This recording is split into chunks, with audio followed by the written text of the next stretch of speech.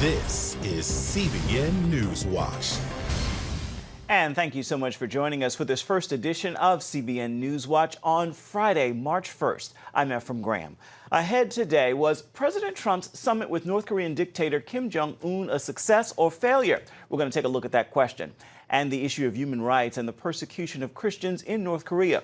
Plus, Israeli Prime Minister Benjamin Netanyahu now in the fight of his political life as he faces an indictment just about a month before elections. Plus, police in London arrest an elderly Nigerian man and rip a Bible out of his hands. His crime? Preaching the gospel on the street. And Tim Tebow runs the race. I talked with the Christian sports star about his new movie that debuted in the top 10 at the box office. All those stories and more are ahead in this edition of CBN NewsWatch. We want to begin, though, with the aftermath of President Trump's summit. His critics are calling it a failure, but President Trump and members of his administration say walking out of the summit was a necessary step in a lengthy process to reach an agreement on denuclearization of the North Korean peninsula. Back in the United States, President Trump remains optimistic that negotiators will eventually reach a deal. During an interview with Sean Hannity Thursday night, the president said relations with Kim Jong-un remain friendly. Really well. He's a different kind of a guy, and I just said, look, this isn't going to be working. So I have a feeling something down the line will happen, and it'll happen. It'll be good. And Gary Lane is following this story for us. He joins us right now with more. So the North Koreans are saying that they did not demand that all economic sanctions be lifted, just as a partial lifting. What is the White House saying to that? Well, what the North Koreans said is, look, we'll shut down the Yongbyon nuclear facility. That's their main facility. And then maybe have a partial lifting of sanctions. But Trump is saying, no, that isn't quite the way it was. It's got to be all or nothing, folks.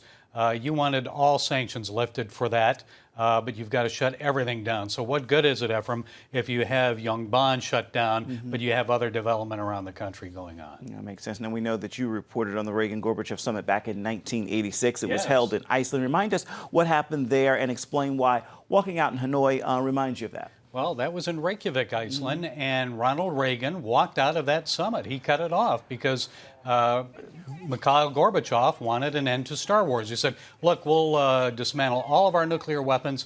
You dismantle Star Wars. You don't proceed with that space-based initiative program, defense program. And Reagan looked over at Gorbachev and he said, "Niet." And he said, that's something the Russians had never heard before. And he walked out. And Gorbachev was visibly shaken by that. Back now to North Korea, are human rights on the table, including persecution of Christians? You know, President Trump was asked that, and Kim Jong-un was asked that. He did not answer at the summit. The president said everything's on the table, but Ephraim, it really isn't on the table. They may have mentioned it briefly, but especially religious freedom. Religious persecution is horrible in North Korea. There are probably at least 30,000 Christians in prison there. No one knows for sure. Out of a population of 300,000 Christians, as many as 300,000. And just for carrying a Bible or being disclosed that you're a Christian, you can be arrested and almost certain death. And that harsh gulag system there in North Korea. Ask Otto Warmbier. He's no longer living because of it. So sad. Thank you so much. Tonight on CBN's Faith Nation, Vice President Mike Pence speaks out at the CPAC, the Conservative Political Action Conference, rallying conservatives against the Democrats as they increasingly move further and further to the left. And the president will speak to the group tomorrow. We're going to talk about that and more on Faith Nation. That is tonight at 6. And of course, you can find that on the CBN News channel. Israeli Prime Minister Benjamin Netanyahu fought back after Israel's Attorney General announced Thursday he plans to indict Netanyahu on charges of bribery and breach of trust. The charges put Netanyahu, the second longest serving prime minister in Israel's history, in a battle for his political survival. Chris Mitchell brings us the story now from Jerusalem.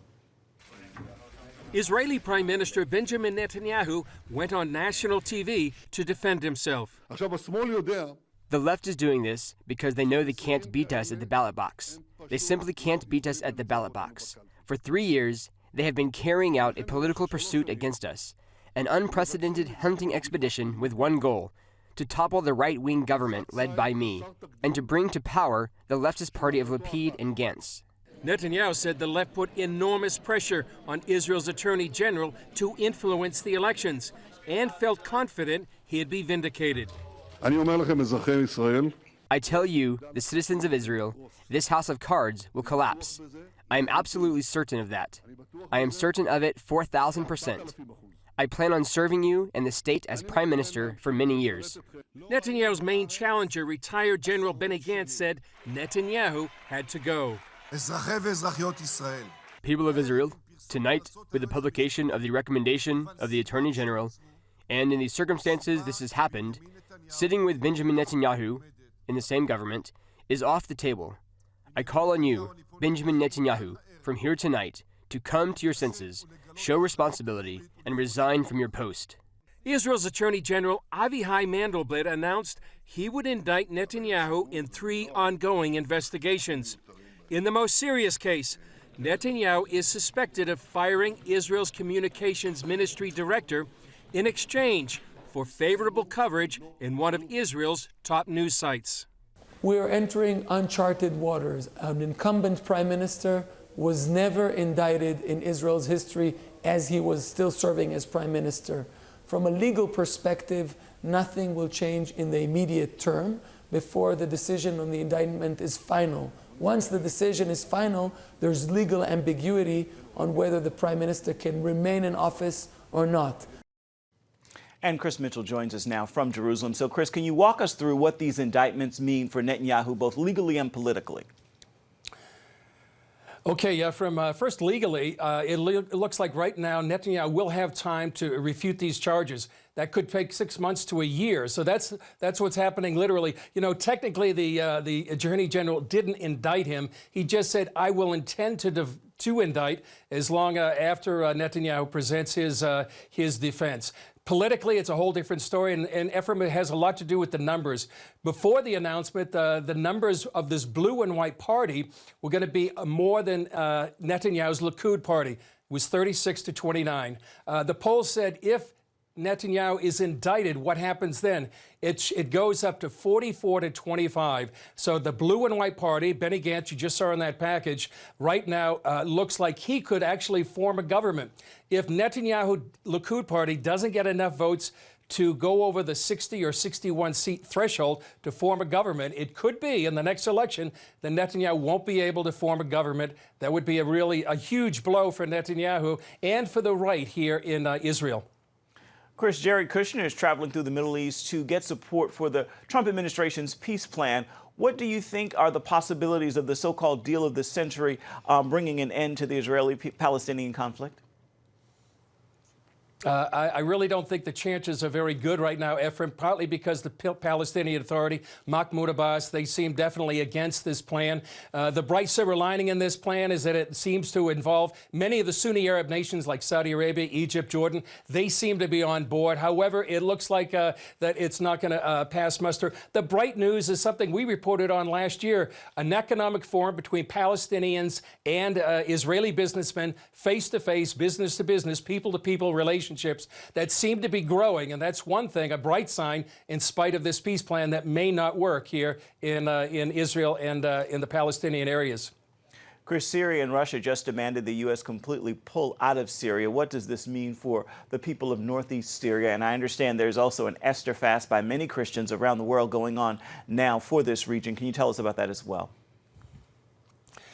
Well, when President Trump made that announcement in December, there was a geopolitical tug of war over this region. This is one more sign. Russia and Syria saying, you've got to get out. I don't think the U.S. will get out. I think they're going to keep at least 400 peacekeepers in that region. But because of this, a lot of people in that region are deathly afraid there'll be a genocide. Many of the Christians are terrified about that. That's the reason for the fast. Many people are saying, we're going to be like Esther, who went before the Lord for 3 days of fasting and prayer, and saying, deliver us from the plans of Haman at that time. And there's a lot of Hamans in that region that would like to have a genocide against the Christians and the people of that region. That's why this fast is going, and many people are doing it around the world.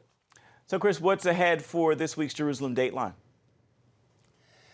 We have a story about that potential genocide in northeast Syria. We have Scott Ross in Hebron talking about the Tomb of the Patriarchs, one of Judaism's holiest sites. We talk about a family that fled ISIS and was helped by Operation Blessing. And we have more about the peace plan and about the indictments against Prime Minister Benjamin Netanyahu. Should be an interesting show. Indeed. Always glad to have you here, Chris. Thank you so much for joining us. And of course, you can see Jerusalem Dateline tonight. That's at 9:30 only on the CBN News channel. Be sure to find that there. You can also find several trending stories at cbnnews.com. One man's story of dying and going to heaven. Find out what he heard Jesus say. Look for the headline, "I saw these swirling lights." Double lung transplant pastor says he died, went to heaven, heard Jesus. Plus, from our Middle East Bureau, more information on the Netanyahu being indicted, understanding the accusations against Israeli Prime Minister, and what's behind a popular online financial services censorship of conservatives. Find PayPal censoring groups with help from leftist anti-Christian SPLC. All those stories and more are ahead at cbnnews.com. Coming up, what really happened when London police arrested an elderly Nigerian man for preaching the gospel on the street. We've got an exclusive eyewitness interview, and we talk with his legal advisor as well. Stay with us. CBN presents The I Wills of God, your path to overcoming fear and anxiety. We're going to talk about some of the incredible promises God has made to His children. In Pat Robertson's newest teaching, you'll discover the I Wills of God. I will rescue him, protect him, answer him, be with him in trouble, deliver him, honor him, satisfy him with long life, show him my salvation, and see amazing stories of God's promises in action. What I felt was loved and treasured. God spared my life twice in 3 days. The good Lord had given me a second chance. Break free from stress and despair. The Lord doesn't want you to live in fear, but to know the rewards given to those who love God. Call 1-800-700-7000 or visit cbn.com. The I Wills of God, your path to overcoming fear and anxiety. Hello, I'm Terry Newsom. Did you know there are more than 148 million orphans in the world today? 148 million.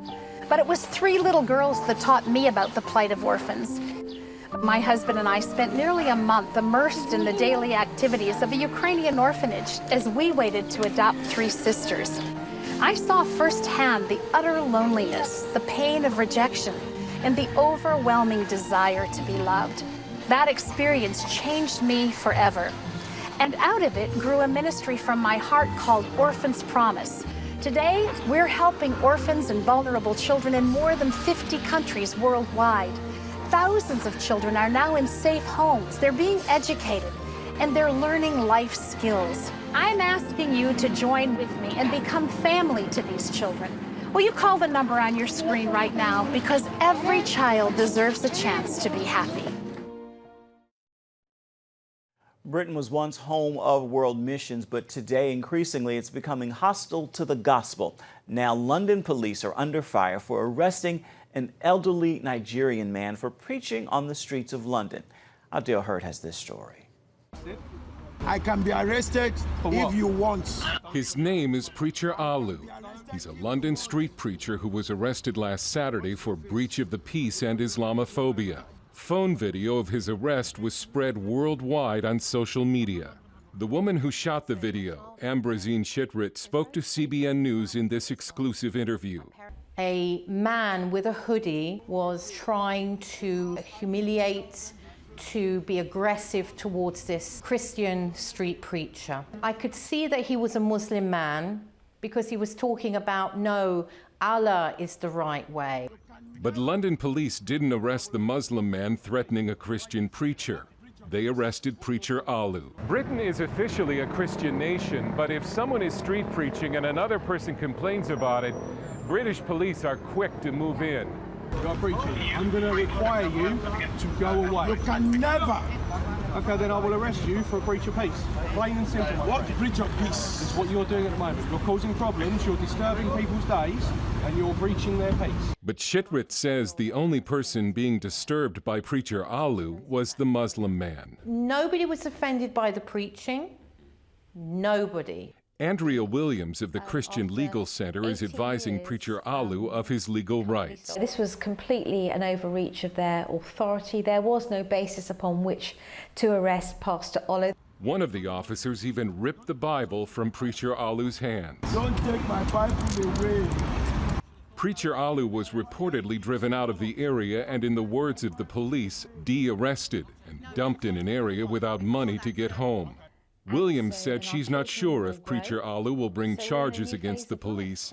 She says she sees cases like this against Christian preachers on almost a weekly basis. Dale Hurd, CBN News, London. Still ahead, my conversation with Tim Tebow about the new movie he produced with his brother called Run the Race. Stay with us. CBN presents The I Wills of God, your path to overcoming fear and anxiety. We're going to talk about some of the incredible promises God has made to His children. In Pat Robertson's newest teaching, you'll discover the I wills of God. I will rescue him, protect him, answer him, be with him in trouble, deliver him, honor him, satisfy him with long life, show him my salvation, and see amazing stories of God's promises in action. What I felt was loved and treasured. God spared my life twice in 3 days. The good Lord had given me a second chance. Break free from stress and despair. The Lord doesn't want you to live in fear, but to know the rewards given to those who love God. Call 1-800-700-7000 or visit CBN.com. The I Wills of God, your path to overcoming fear and anxiety. Hello, I'm Terry Newsom. Did you know there are more than 148 million orphans in the world today? 148 million. But it was 3 little girls that taught me about the plight of orphans. My husband and I spent nearly a month immersed in the daily activities of a Ukrainian orphanage as we waited to adopt 3 sisters. I saw firsthand the utter loneliness, the pain of rejection, and the overwhelming desire to be loved. That experience changed me forever. And out of it grew a ministry from my heart called Orphans Promise. Today, we're helping orphans and vulnerable children in more than 50 countries worldwide. Thousands of children are now in safe homes. They're being educated, and they're learning life skills. I'm asking you to join with me and become family to these children. Will you call the number on your screen right now? Because every child deserves a chance to be happy. Tim Tebow's new movie, Run the Race, hit theaters last weekend, debuting in the top 10 at the box office. I caught up with the former NFL star and best-selling author ahead of the film's release. Dave and Zach Truitt are 2 brothers with one unbreakable bond in the face of unbearable tragedies. You're on somebody's radar, son. It's not a big deal. It's just a letter saying that there's interest. Shut up. Yeah, it's a big deal, dude. I'm gonna get that scholarship. I'm gonna get us out of here. I don't want to end up like Dad. Hey, you guys mind if I join you? Yeah, that's my appetite. We're family. We're family. You're a drunk who left us after our mom died. It's a story of finding hope and strength, playing out in Run the Race. The first film project for executive producers and brothers, Robbie and Tim Tebow. I think it has to do with the story. My goal was honestly never to get into the movie industry, and still not really. Really? Wow. It was more about being able to tell the story. When we read the script, it impacted me, and I was crying, and I showed it to my family, and they were crying. Track season's around the corner. They give scholarships for track. I can do this. I've got nothing to lose and a scholarship to gain. And you're gonna come with me wherever I go. We see the Truitt brothers in this, and I know that you're working with your brother yes. To get this film out to the masses. How would you compare the Truitt brothers to the Tebow brothers? I think there's a lot of similarities to a certain extent because, you know, we were very close. We would push each other. We would compete all the time. Robbie helped make me better in sports and in life. Just having each other's back and that relationship. And I think it's probably my favorite part about this movie. It's about relationship because I believe life is about relationships. And speaking of relationships, the newly engaged Tebow walked the red carpet at the film's premiere with his new fiancée, Miss Universe 2017, Demi Lee Nell Peters. What do you think your fiancé's first feature film? I mean, I couldn't be more proud, but most of all, I am so proud of the reason and the meaning behind this film, and hopefully that is to bring people closer to our Lord and Savior Jesus Christ and for people to find hope in it. I'm Zach. I'm the running back at Bessemer. I don't date football players. Tanner Stein plays Zach Truitt. Cover for me. It's getting old. And Evan Hoffer plays his younger brother, Dave. What do you two think of these brothers' relationship in this story? I mean, I was really in love with the bond that they share. I think it's the constant throughout the film. You know, it's a film about faith and all these different things, but it's mainly about the faith that the brothers have in each other. I always wanted an older brother, and so this movie really gave, Run the Race really gave me an opportunity to have that. We became best buddies while we were there. We really became brothers through the process, and made it that much easier on set. Seriously. Yeah. For both of you, how are you most like your characters? That's a good question. That is a good question. I can answer it for you. And I can answer for yours. You want to answer? Yeah, you go first. You go first. So Dave is like the epitome of just goodness and kindness, and I feel like that's who Evan is, like deep down. I don't mean to embarrass you, but it's true, and you know it. Well, for the comparison for Zach and Tanner, I think that they're both just like, I always say my favorite thing about Tanner is that he is always 100% himself, and you're never going to get any watered down version of that. You're always going to get Tanner, and I think that's the same with Zach. Is he's very him. It doesn't matter who he's with, where he is. He's him, and people love him for it. I don't need your help with my kids. Your boys don't need a coach. They need a dad. Christopher Pahala plays the boy's struggling father. I know life can be confusing. It's full of ups and downs. God does love you. And Frances Fisher is a much-needed godmother. For both of you, what attracted you to the project? What was it about the story? For me, it was Chris Dowling, the director. I just worked on a movie called Where Hope Grows with him. And, of course, the Tebows being involved. We have a dog at home named Tebow. It was so meant to be. This is before. And his son is crazy about Tim Tebow. Oh, wow. And he has posters all over his room. This is before you got the job, so it was so much the hand of God. And you better be there. Your character, a bit of a hero for these boys. What did you think of her? I love this character, and I love playing her because she's a good person, good-hearted person. And this story has been on the Tebows' hearts for the last 7 years. The goal for me has always been to try to bring faith, hope, and love to encourage people. And you know, the world's not always easy. Society is not always the easiest on us. And so if we can encourage young people in their journey, on their race, then it would be worth it.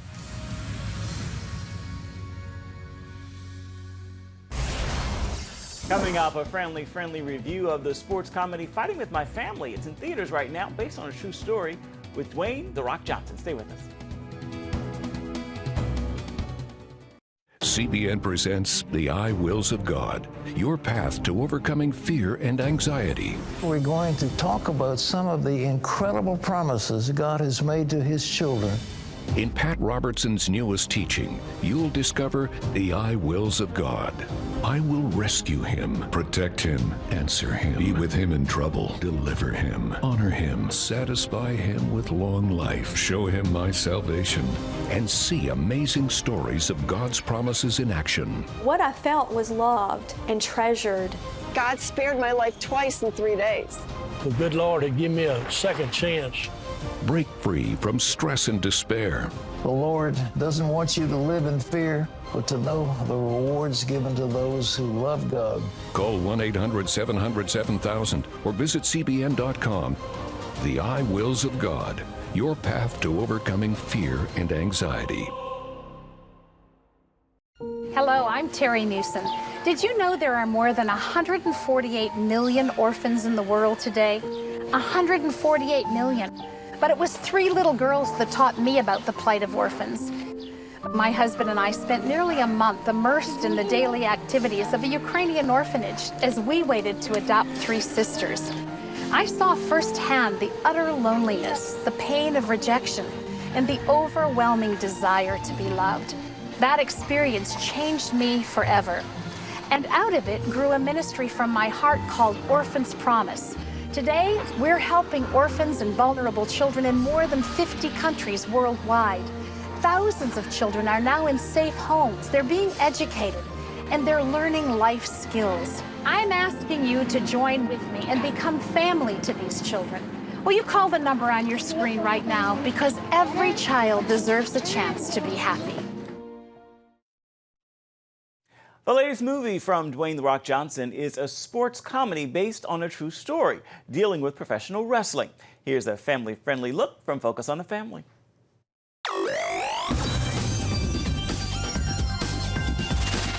Oh wait, I know you. You're from that weird family, aren't you? We're not weird. We don't like wrestling. How do you know if you've never been? The movie Fighting with My Family is the story of a young girl raised by two tattooed parents who are both amateur wrestlers.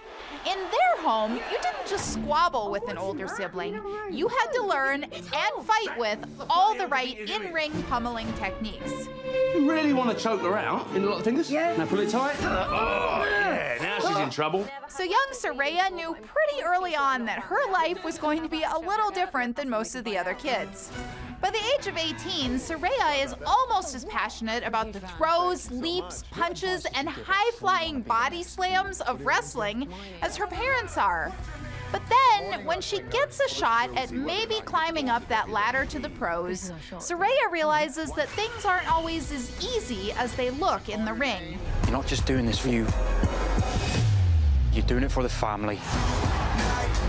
Being pounded to the mat is one thing, but dealing with model-like amateurs and harsh heckling crowds can leave an emotional mark. This is a by-the-numbers underdog story. There are solid family messages mixed in with the film's bulging muscles, garish tattoos, and artery-bulging bellows. But the less admirable stuff includes a long litany of fast and furious profanities and British crudities. Add in ample amounts of bikini girl fleshiness, and you've got enough thumping content here to make some viewers stagger. So I'll give Fighting with My Family a 2 out of 5 for family friendliness.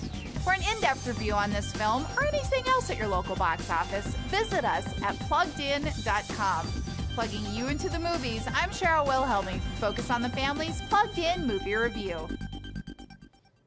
Time now for your Friday Faithful. I'll leave you with this message as we wrap the work week. God is good all the time, and all the time, God is good. It is a simple truth with a sweeping blessing, and I pray it's a wonderful reminder as you begin the weekend. And just another quick reminder for you, our CBN Daily Rundown podcast with Caitlin Burke. You can hear more from CBN's Chris Mitchell on the indictments of Israeli Prime Minister Benjamin Netanyahu and what they could mean for his future in politics. You can find it at cbnnews.com. On the show tab, simply click the title to listen and to subscribe. That will do it for this first edition of CBN NewsWatch. Remember that you can always find more on the issues you care most about at cbnnews.com. And you can watch CBN News programs anytime on the CBN News channel. Plus, we would love to know what you think about the stories you've seen here today. You can do that by emailing newswatch@cbn.com. And of course, you can always reach out and touch us on Facebook, Twitter, and Instagram. Hope you'll join us here again next time. Make it a fabulous Friday, everybody, and a wonderful weekend. We'll see you right back here come Monday. Goodbye, everybody. God bless, and thank you so much for your company.